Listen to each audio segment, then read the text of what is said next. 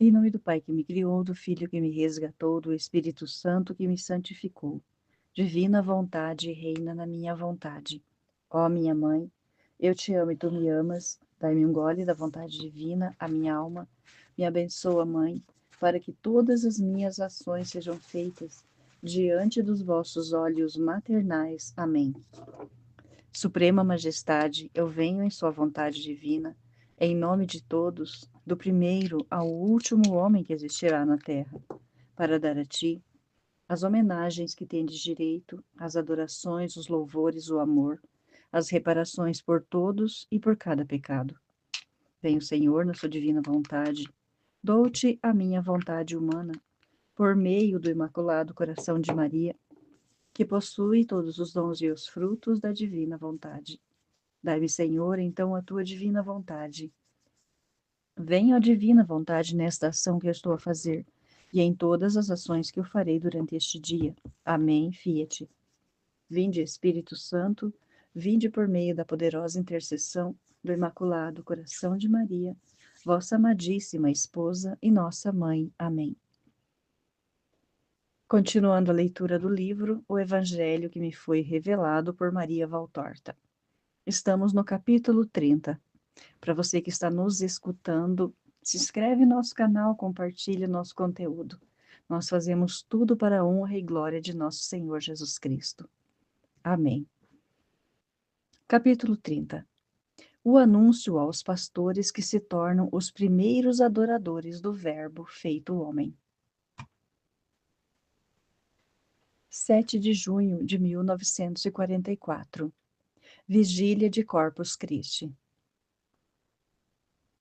Mais tarde, vejo um extenso campo. A lua está no zênite e navega mensamente por um céu apinhado de estrelas. Parecem broches de diamantes fincados em um enorme baldaquim de veludo azul escuro. A lua, ali no meio, sorri com a sua cara toda branca, da qual descem rios de uma luz leitosa que torna branca também a terra. As árvores sem folhas parecem mais altas e escuras, sobre um solo esbranquiçado, enquanto os pequenos muros que vão surgindo aqui e ali parecem cor de leite, e uma casinha que se vê ao longe parece um bloco de mármore de Carara. À minha direita, vejo um lugar cercado por uma sebe de espinheiros e um muro baixo ao lado de outros dois.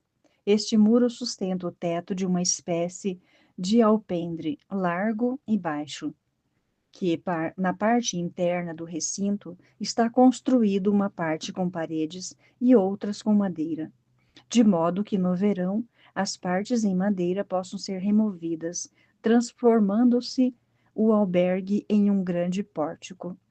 Desse pórtico fechado sai de vez em quando um balir intermitente e curto.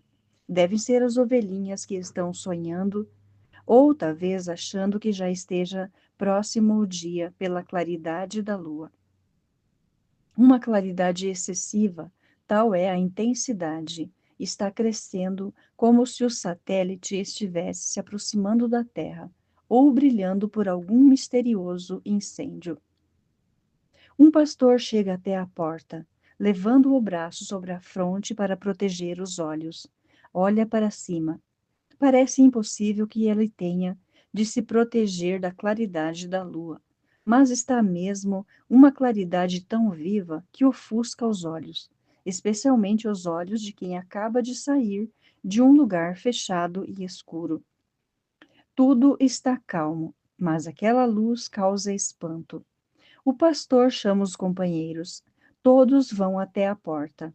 É um grupo de homens cabeludos e de idades diferentes. Alguns ainda são adolescentes e outros já estão de cabelos brancos. Estão comentando aquele fato estranho. Os mais jovens estão com medo, especialmente o menino de seus 12 anos, que começa a chorar, tornando-se alvo das brincadeiras dos mais velhos. De que estás com medo, seu tolo? Diz o mais velho. Não estás vendo que o ar assim parado? Nunca viste a claridade do luar? Será que estivestes debaixo, sempre debaixo da saia da mãe, como um pintinho sob as asas de uma galinha choca? Mas ainda terá de ver muitas coisas. Uma vez eu tinha caminhado até as montanhas do Líbano e continuei até além destas montanhas. Eu era jovem e andar não era pesado para mim. Naquele tempo, eu também era rico. Uma noite vi uma luz tão clara que pensei que Elias estivesse voltando com o seu carro de fogo. O céu parecia um grande incêndio. Um velho daquela época me disse: algum grande acontecimento está para sobrevir ao mundo. Mas para nós, o que de verdade veio foi uma grande desventura. Os soldados de Roma, mas tu verás se sobreviveres. O pastorzinho, porém, não o está escutando mais. Parece que não tem mais medo, pois deixa a soleira da porta, escapa por detrás das costas do musculoso pastor, onde se refugiou, e sai na paragem cheia de erva que está na frente do alpendre. Olha para o alto e vai caminhando como sonâmbulo ou hipnotizado por algo que o atrai fortemente. Chegando a um certo ponto, ele grita: e fica como que petrificado com os braços um pouco abertos. Os outros olham-se assombrados. Mas o que tem aquele tolo? Diz um deles. Amanhã eu o mando embora, de volta para sua mãe. Não quero doidos para guardar minhas ovelhas, diz o outro. E o velho que falou há pouco diz: vamos ver. Antes de julgar, chamai também os outros que estão dormindo e pegai os bastões. Que não seja alguma fera ruim ou malandros. Eles entram chamando os outros pastores e saem todos com tochas e bastões. Chegam até onde está o menino. Lá, lá! Ele murmura sorrindo. Por cima da árvore. Olhai aquela luz que está vindo. Parece que ela vem caminhando sobre o raio de lua. Eis que se aproxima. Como é bela! Eu só estou vendo um grande clarão. Eu também, dizem os outros. Não, eu estou vendo algo como de um corpo, diz um dos pastores, no qual eu reconheço ser aquele que deu a escudela de leite para Maria. É um anjo, grita o menino. Eis que ele vem descendo. Eis que ele vem descendo e chegando para perto. Ajoelhemo-nos diante do anjo de Deus. E longe longo e cheio de respeito se levanta do grupo de pastores que, prostrando-se com o rosto por terra, parecem estar tanto mais esmagados por aquela aparição fulgente, quanto mais velhos são. Os jovens estão de joelhos, mas estão olhando para o anjo que se aproxima cada vez mais e finalmente paira suspenso no ar, agitando suas grandes asas, com dura de pérola na alvura do lugar que o circunda, acima do muro do recinto. Não temais, não vos trago desventura. Eu vos anuncio uma grande alegria para o povo de Israel e para todo o povo da terra. A voz do anjo é como uma harmonia de harpa que acompanha o canto dos rouxinóis. Hoje, na cidade de Davi, nasceu o Salvador. E ao dizer isso, o anjo abre ainda mais as suas grandes asas e as move como se tivesse sentido um sobressalto de alegria. E nesse momento, uma chuva de centelhas de ouro e de pedras preciosas parece sair dele. Um verdadeiro arco-íris, um arco de triunfo que se forma sobre as pastagens. O Salvador, que é Cristo, o anjo cintila, com redobrada luz, suas duas asas agora paradas e estendidas, com as pontas viradas para o céu, como duas velas imóveis sobre a safira do mar, parecem duas chamas que sobem ardendo. Cristo, o Senhor. O anjo recolhe as suas duas fulgidas asas e se veste com elas, como se fossem uma sobreveste de diamante sobre uma veste de pérola. Inclina-se como quem está adorando, com os braços cruzados sobre o coração e o rosto que aí desaparece, porque está inclinado sobre o peito e sob a sombra das pontas das asas que o anjo agora dobrou. Não se vê mais uma alongada forma luminosa, imóvel pelo espaço de tempo de glória. Mas ele se move de novo, reabre as asas, levanta o rosto no qual a luz se funde com um sorriso paradisíaco e diz: Vós o conhecereis por estes sinais. Em uma pobre estrebaria, do outro lado de Belém, encontrareis um menino envolto em faixas, numa manjedoura de animais, porque para o Messias não foi encontrado um teto na cidade de Davi. E ao dizer isso, o anjo ficou sério, ou melhor, ficou triste. Mas todos, mas dos céus vieram muitos, muitíssimos outros anjos, semelhantes àquele primeiro, como por uma escada de anjos que descem, exultantes e superando a luz da lua com o seu esplendor do paraíso.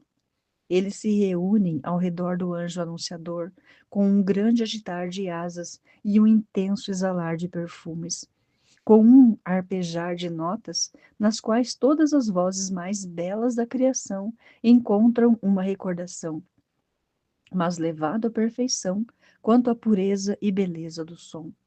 Se a pintura é o esforço da matéria para se transformar em luz, aqui a melodia é o esforço da música para fazer brilhar aos homens a beleza de Deus. Ouvir esta melodia é conhecer o paraíso, onde tudo é harmonia do amor que se desprende de Deus, alegrando os bem-aventurados, que por sua vez se dirigem a Deus dizendo: Nós te amamos. O glória dos anjos se espalha, sempre mais longe, pelo campo silencioso, e com ele vai o clarão da luz. Os passarinhos unem seu canto como saudação a esta luz que chegou antes da hora, e as ovelhas dão os seus balidos por este antecipado sol. Mas eu gosto de pensar que são os animais que saúdam ao seu Criador, como também o boi e o jumento na gruta. Saúdam o próprio Criador que veio até eles, para amá-los como homem, além de amá-los como Deus. O canto vai diminuindo, e a luz também, enquanto os anjos vão subindo de volta para os céus. Os pastores também voltam a si. Ouviste? Vamos lá ver. E as ovelhas? Não, não acontecerá nada com elas. Não vamos. Nós vamos para obedecer a palavra de Deus. Mas onde iremos? Ele não nos disse que nasceu hoje e que não achou alojamento em Belém? E é o pastor que deu a escudela de leite, o que está falando agora. Vinde comigo, eu sei. Encontrei a mulher e ela me causou pena. Ensinei um lugar para ela, pois imaginava que não iriam encontrar alojamento. Entreguei ao homem uma escudela de leite para ela. É tão jovem e bela, deve ser boa como o anjo que nos falou. Vinde, vinde, vamos apanhar o leite, queijos, cordeiros e peles curtidas. Eles devem ser muito pobres, e que frio não está passando aquele cujo nome não ouso pronunciar. Aquele cujo nome não ouso pronunciar. E pensar que eu falei com a mãe, como uma pobre esposa. Vão então até o alpendre, saindo de lá pouco depois.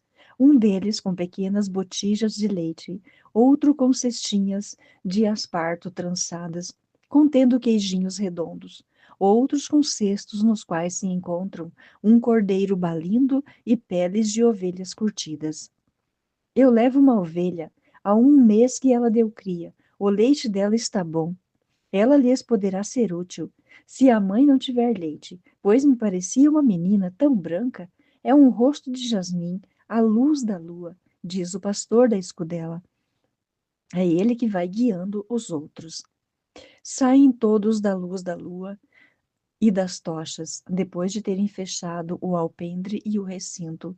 Vão trilhas abaixo pelas campestres, por entre sebes de espinheiros que estão sem folhas, por ser inverno. Dão a volta por detrás de Belém, chegam à estrebaria, indo pelo lado oposto que foi Maria, de modo a não passarem diante das estrebarias mais bonitas. Sendo esta a primeira que encontram, aproximam-se da abertura. Entra, eu não tenho coragem, entra tu. Não, olha lá pelo menos. Tu, Levi, que viste o anjo primeiramente, sinal que és melhor do que nós, olha. Na verdade, antes disseram que ele era doido, mas agora convém que ele tenha a coragem que eles não têm. O menino vacila, mas depois se decide. Aproxima-se da abertura, afasta um pouquinho o manto, olha e fica extasiado. Quem é que estás vendo? Perguntam-lhe os ansiosos em voz baixa. Vejo uma mulher jovem e bela e um homem curvado sobre uma manjedoura, e ouço chorar um menino pequeno, e a mulher lhe fala com uma voz. Oh, que voz! O que está falando ela? Ela está dizendo assim: Jesus pequenino, Jesus, amor da tua mamãe, não chores, meu filhinho. Ela diz ainda: Oh, se eu pudesse dizer-te, toma o leite, meu pequenino, mas ainda não o tenho. Ela diz: Tem tanto frio, meu amor, e o feno te está espinhando. Que dor para tua mamãe ouvir-te chorando assim, e não poder dar-te conforto. Ela está dizendo: Dorme, minha alma, parte-me o coração ao ouvir-te chorar e ao ver-te derramar lágrimas. E o beijo e o aqueces certamente nos pezinhos com as tuas mãos, pois ela está inclinada com as mãos para dentro da manjedoura. Chama, faça com que te ouçam. Eu não, chama tu, que até aqui nos conduzistes e que a conheceis. O pastor abre a boca e se limita a dar um gemido. José se vira e vai à porta. Quem sois vós? Somos pastores, viemos trazer-vos alimento e lã. Viemos adorar o Salvador. Entrai.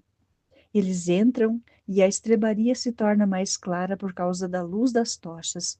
Os velhos empurram os novos à sua frente. Maria se vira e sorri. Vinde, ela diz, vinde. E os convida com um gesto e um sorriso, segurando aquele que viu o anjo e puxando-o para perto de si, junto à manjedoura. O menino olha feliz. Os outros convidados, também por José, vão à frente com os seus presentes e os colocam todos, com breves e comovidas palavras, aos pés de Maria.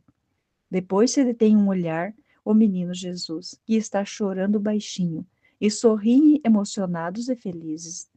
Um deles, mais corajoso, diz: Toma, ó mãe, é macia e limpa. Eu a tinha preparado para o meu filho, que está para nascer, mas te dou. Envolve o teu filho com esta lã delicada e quente. E lhe oferece a pele de uma ovelha, uma pele muito bonita, com muita lã, uma lã muito clara e comprida. Maria soergue Jesus e o enrola nela. E o mestre aos pastores e o mostra aos pastores que de joelhos sobre o feno do chão o contemplam enlevados. Tornam-se agora mais corajosos e um deles propõe: seria necessário dar-lhe um pouco de leite, ou melhor, água e mel? Mas nós não temos mel, que é muito bom para os bebês. Tenho 7 filhos e sei disso. Aqui está o leite, toma-o, a mulher. Mas está frio, precisa ser quente. Onde está o Elias? Ele tem a ovelha. Elias deve ser aquele da escudela de leite, e não está. Ficou parado lá fora, olhando para uma fenda e não podendo ser visto por causa da escuridão da noite. Quem vos guiou até aqui? Um anjo que nos disse para virmos, e juntos com Elias nos guiou até aqui. Mas onde estará ele agora? A ovelha de Elias é que, com o seu balido, denuncia-o.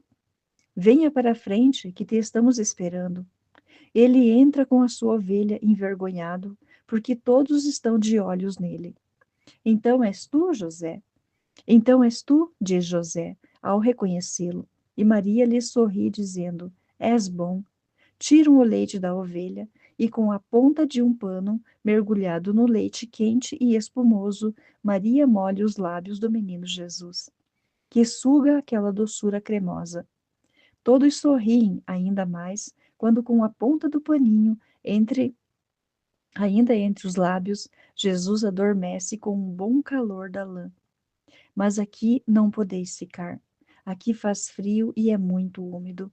E depois, aqui tem um cheiro forte de animais. Isto não faz bem, e não fica bem para o Salvador. Eu sei, diz Maria, com um grande suspiro, mas não há lugar para nós em Belém. Coragem, mulher, nós vamos procurar uma casa para ti. Vou falar com minha patroa, diz Elias. Ela é boa e vos acolherá, ainda que precisasse ceder-vos o seu quarto. Logo que raiar o dia, vou falar com ela. Ela está com a casa cheia de gente, arranj... mas vos arranjará um lugar. Pelo menos para o meu menino. Eu e José estamos dormindo no chão, mas para o pequenino, não fique suspirando, mulher. Nisso penso eu. Vamos dizer a muitos o que nos disseram. Não vos faltará nada. Por enquanto, tomai o que a nossa pobreza vos pode dar. Nós somos pastores. Nós também somos pobres, e não vos podemos pagar, diz José. Oh, nem nós queremos. Ainda que pudesseis, nós não queríamos. O Senhor já nos pagou. Ele prometeu a paz a todos. Os anjos diziam assim: paz aos homens de boa vontade. Mas a nós ele já a doou, porque o anjo disse que este menino é o Salvador, que é o Cristo, o Senhor. Nós somos pobres e ignorantes, mas sabemos que os profetas dizem que o Salvador será o príncipe da paz. E a nós ele disse que viéssemos adorá-lo. Com isso nos deu a sua paz. Glória a Deus nos céus altíssimos e a glória ao seu Cristo, e bendita sejas tu, mulher, que o geraste. És santa, porque mereceu carregá-lo no seio. Dá-nos tuas ordens como nossa rainha, que seremos felizes em podermos servir-te. Que é que podemos fazer por ti? Amar o meu filho e ter sempre no coração os pensamentos que tendes agora. Mas e para ti? Não desejas nada? Não tens parentes aos quais desejas comunicar que ele nasceu? Sim, eu os teria, mas não moram perto daqui, moram em Hebrom. Eu vou até lá, diz Elias. Quem são eles? Zacarias, o sacerdote, e Isabel, minha prima. Zacarias? Oh, eu o conheço bem. Durante o verão eu vou por aqueles montes, pois as pastagens por lá são muito boas e bonitas. Eu sou amigo do pastor. Quando eu souber que estás alojada, irei à casa de Zacarias. Obrigada, Elias. Não precisas agradecer. Grande honra é para mim, um pobre pastor, ir falar ao sacerdote e dizer-lhe: nasceu o Salvador. Não, tu dirás assim: Maria de Nazaré, tua prima, manda dizer que nasceu Jesus e que vades a Belém. Assim eu direi: Deus te recompense por isso. Eu me recordarei de ti e de todos vós. Falarás de nós ao teu menino? Sim, falarei. Eu sou Elias, e eu sou Levi, e eu Samuel, e eu Jonas, e eu sou Isaque, e eu sou o Tobias, e eu sou o Jonatas, e eu sou o Daniel, e eu o Simão, e eu me chamo João. Eu, José e meu irmão Benjamim somos gêmeos. Eu me lembrarei dos vossos nomes. Precisamos ir, mas voltaremos. E traremos outros que virão para adorar o Salvador. Como voltar ao ovil, deixando este menino? Glória a Deus, que já nolo mostrou. Deixa-nos beijar a roupinha dele, diz Levi, com um sorriso de um anjo. Maria ergue Jesus devagar e, sentada sobre o feno, oferece os pezinhos envolvidos no linho para que os beijem. Os pastores se inclinam até o chão e beijam aqueles pés minúsculos cobertos por um tecido. Quem tem barba, ajeita-a primeiro, quase todos choram, e quando chega o momento de partir, saem relutantes, deixando ali o coração. A visão cessa, com Maria sentada sobre o feno, com o menino no colo e José, que apoiado com um cotovelo sobre a manjedoura, olha e adora.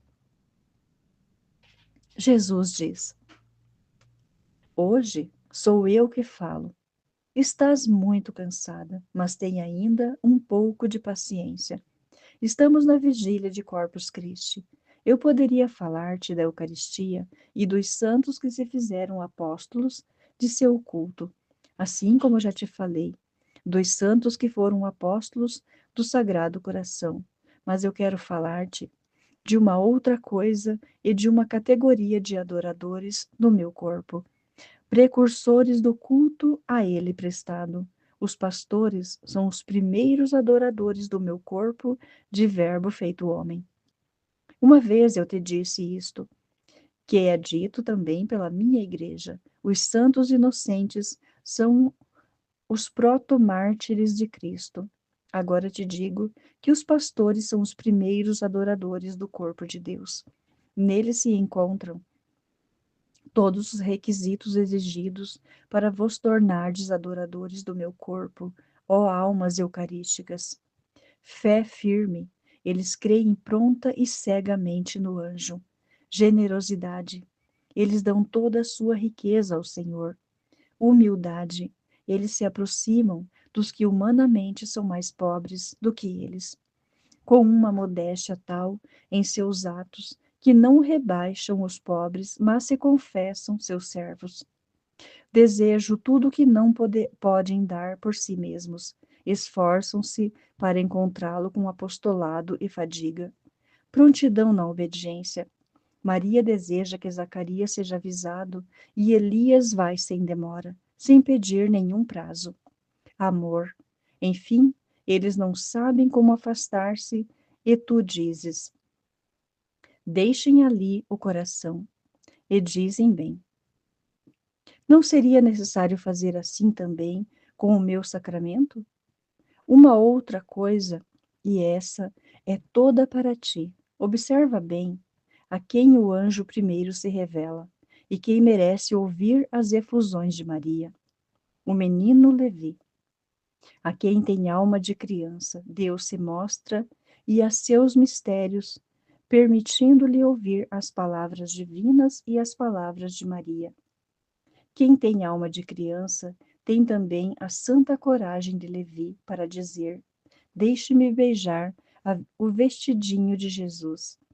E isto ele diz a Maria, porque é sempre Maria que vos dá Jesus. Ela é a portadora da Eucaristia. Ela é a píxide viva. Quem vai a Maria me encontra. Quem me pede a ela recebe. O sorriso de minha mãe, quando uma criatura lhe diz: dá-me o teu Jesus, para que eu o ame. Faz que os céus mudem de cor, em uns mais vivo esplendor de alegria, pois tal é a altura do grau da sua felicidade. Diz-lhe, pois, deixa-me beijar a veste de Jesus, deixa-me beijar as suas chagas. Procura ter coragem para dizer ainda mais que isso. Diz assim: deixa-me repousar a cabeça sobre o coração do teu Jesus, para que isso me faça feliz. Vem e repousa, como Jesus no berço entre Jesus e Maria. Amém. Fiat. Jesus, eu confio em vós.